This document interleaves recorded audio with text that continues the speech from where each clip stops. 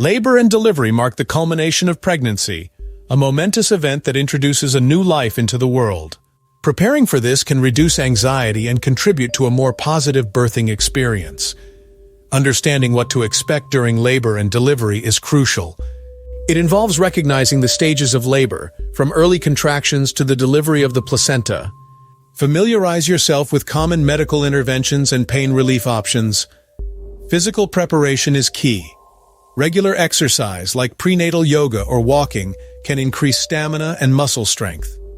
Practicing Kegel exercises strengthens pelvic floor muscles, aiding in labor. Additionally, a balanced diet ensures both mother and baby receive essential nutrients. Mental and emotional readiness is just as important. Prenatal classes offer valuable insights into the birthing process, while meditation and breathing exercises can help manage pain and stress. Building a support system with loved ones and healthcare providers can provide comfort and reassurance. Practical preparations should not be overlooked. Pack a hospital bag with essentials like clothing, toiletries, and important documents.